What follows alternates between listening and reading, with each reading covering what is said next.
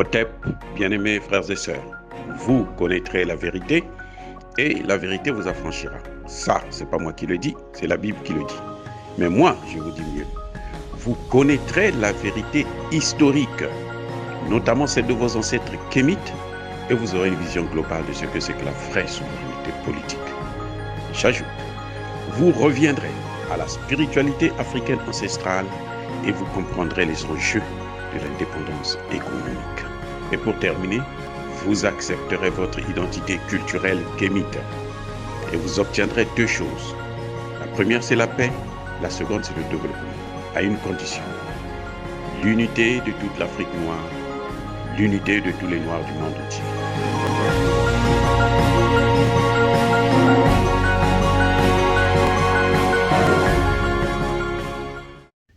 Otep à tous. Bienvenue sur la chaîne des panafricanistes, par essence, par conviction et par excellence. Celle des citoyens kémites par nécessité et obligation de combat.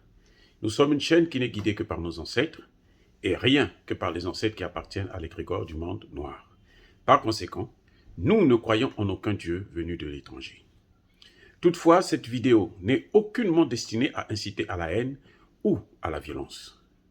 Car nous menons un combat politique, géopolitique et géostratégique contre l'impérialisme, le colonialisme, le néocolonialisme et l'endocolonat. Sur la base du principe fondamental qui nous a été légué par nos ancêtres kémites, qui est celui de la Mahat, c'est-à-dire vérité, justice. Vous êtes en droit de connaître la vérité et nous sommes en droit de vous dire la vérité afin que justice soit rendue à l'Afrique. C'est notre modeste contribution dans cette noble lutte en faveur de la souveraineté, la dignité et l'unité africaine. Et ça, c'est le panafricanisme.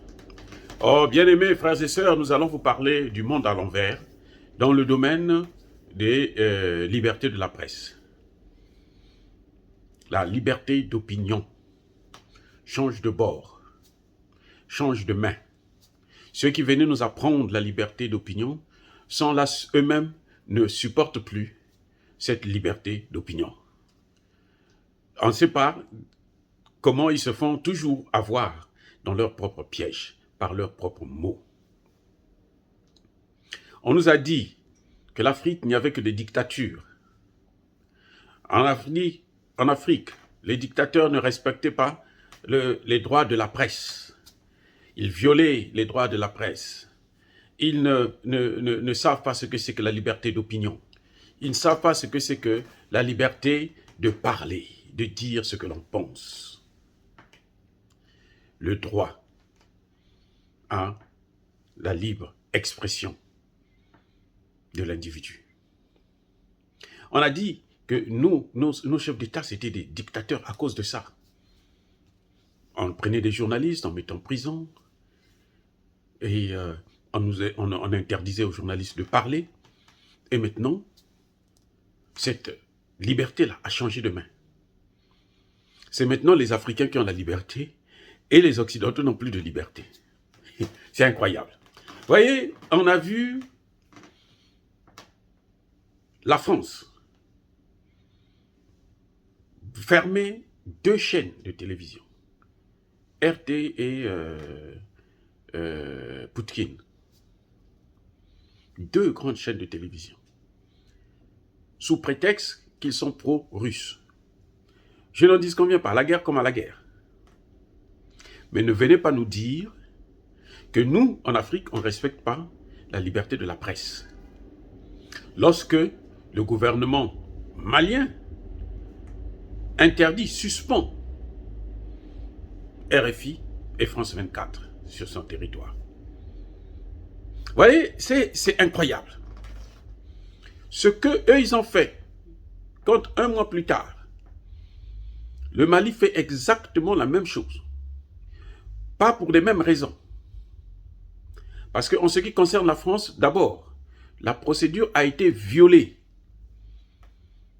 Puisque la procédure en Europe, c'est, notamment en France, c'est le service qui s'occupe des médias qui doit prendre la décision. Mais en Europe, en France, la décision a été prise par la présidente de l'Union européenne, Van der Leyen ou quelque chose de ce genre. Vous voyez, cette Allemande-là, c'est elle qui a décidé. Et par la suite, maintenant, ils ont trouvé que non, mais c'était pas normal.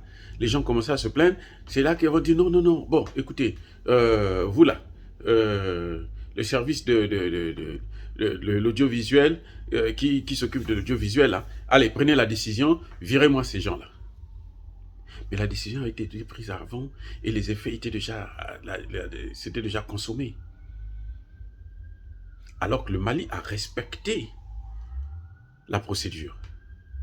On a donné un avertissement, on les a appelés, on leur a dit voici ce que vous êtes en train de faire, et ce qui est encore plus grave. Écoutez bien, ce qui est plus grave, en ce qui concerne RT et l'autre, c'est juste parce que en Europe, notamment en France, on ne veut pas qu'il y ait une opinion contradictoire. On ne veut pas la contradiction. On veut avoir une pensée unique. C'est-à-dire ce que pense l'Union européenne, ce que pensent les États-Unis, c'est ça la vérité absolue. Que eux-mêmes ils ont décrété, parce que ce n'est pas quelqu'un d'autre qui a décrété que c'est la vérité absolue. Alors que au Mali, c'est grave. Au Mali, ce n'est pas parce que y a pas le débat, il n'y a pas d'opposition. Non. Au Mali, c'est parce que c'est cette presse, ce qu'elle faisait, c'est inciter à la guerre civile dans un pays qui est déjà en guerre. C'est là le problème. Le gouvernement malien n'a pas décidé par un coup de tête de virer ces gens-là, non. Le gouvernement malien a bien précisé que c'est parce que ces gens-là incitaient à la guerre civile dans un pays qui est déjà en guerre, donc ils voulaient aggraver la situation. Là où on dit qu'il y a la liberté de la presse, la liberté d'opinion, écoutez bien, là où on dit qu'il y a la liberté d'opinion, c'est le pays des droits de l'homme. Et cette liberté d'opinion, on dit que c'est un principe fondamental pour la démocratie. On parle de démocratie quand il y a la liberté d'opinion. Un ambassadeur malien, en l'occurrence M.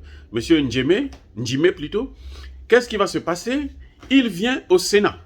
C'est le Sénat qui l'invite. C'est le Sénat qui le convoque. Ce qui ne devrait pas se faire. Il peut être convoqué par le ministère des Affaires étrangères, mais pas par le Sénat. Hein. Ce n'est pas le rôle du Sénat d'entendre un diplomate. Non, ce n'est pas le rôle du Sénat. C'est le ministère des Affaires étrangères qui peut l'écouter et maintenant le Sénat demande des comptes au ministère des Affaires étrangères. Bref, le Sénat le convoque. Comme c'est un pays d'Afrique, donc on ne peut pas le respecter, on convoque son ambassadeur, le pauvre ambassadeur ne sachant quoi faire, il est venu. Et on lui pose la question, mais pourquoi il y a ce sentiment anti-français? Qu'est-ce qui se passe avec Barkhane? Et il explique que non, parmi les troupes de Barkhane, il y a des mercenaires aussi. La Légion d'honneur, ce sont des mercenaires. Et eux, on les voit dans des quartiers en train de violer des femmes, en train de faire tout ce qu'il y a d'indigne pour une mission de maintien de la paix. Vous voyez, il n'a que fait que dire la vérité. Pourquoi je dis qu'il n'a fait que dire la vérité? Parce qu'il n'a pas été contredit par qui que ce soit, ni même pas par les légionnaires eux-mêmes, parce qu'ils savent ce qu'ils font là-bas, ou ce qu'ils faisaient. Vous voyez? Et pour ça, qu'est-ce qu'on va faire?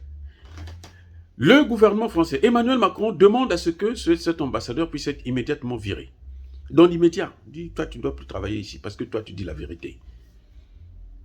Nous, on ne veut pas des choses comme ça là.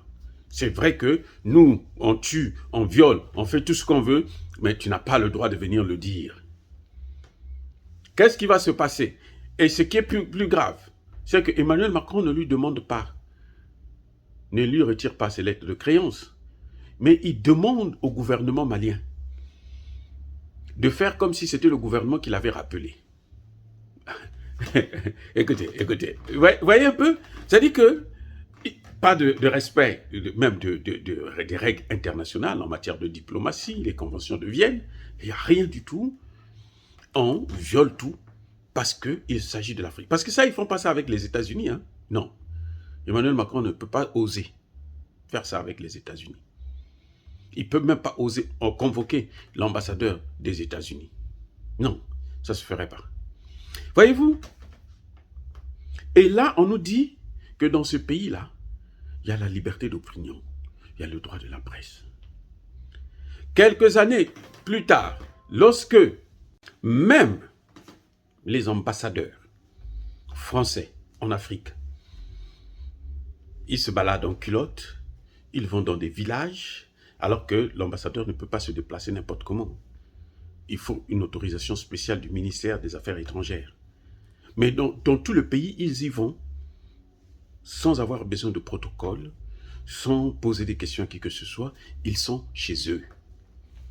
Et ce qui est les plus arrogants, ce sont ceux-là qui vont rencontrer même les partis politiques. Regardez, comment vous appelez, le Drian, il va au Cameroun, il rencontre toute l'opposition. Voilà, c'est-à-dire qu'il se croit chez lui. Il se croit chez lui. Ministre des Affaires étrangères. Tu viens, tu appelles l'opposition dans un pays. Pour dire quoi? Et comme ces opposants sont affamés, ils attendent tous que la France puisse les prendre, les utiliser comme cheval de Troie pour détruire l'Afrique, eh bien, ils y courent comme des moutons. Et on va nous dire que là, il y a la liberté de la presse. Là, il y a les droits de l'homme. Là, nous sommes en démocratie. Non, ce domaine-là, on ne peut plus nous donner de leçons. Nous sommes en avance par rapport à ces pays-là. Nous sommes en avance par rapport à la France dans le cadre même des droits fondamentaux, de la liberté de la presse, de la démocratie. Parce que la démocratie, ce n'est pas à Emmanuel Macron de diriger la CEDEAO, d'imposer à la CEDEAO des sanctions qui sont illégales et illégitimes, et même inhumaines contre le Mali. C'est ça, le manque de démocratie. C'est ça, le manque de tolérance. C'est ça, l'absence de démocratie. Voyez-vous, bien aimés frères et sœurs, est-ce que dire cela, c'est inciter à la haine ou à la violence? Non. Non, pas du tout.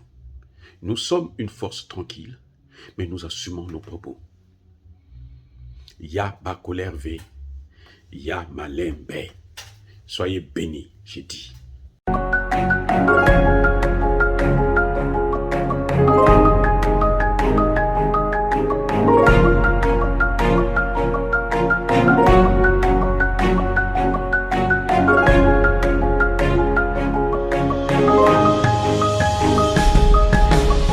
Eux, ils marchent par la foi et non par la vue.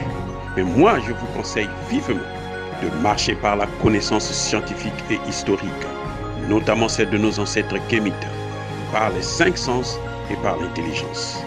Otep, vive l'Afrique éternelle et que Dieu vous bénisse. Abou Apia.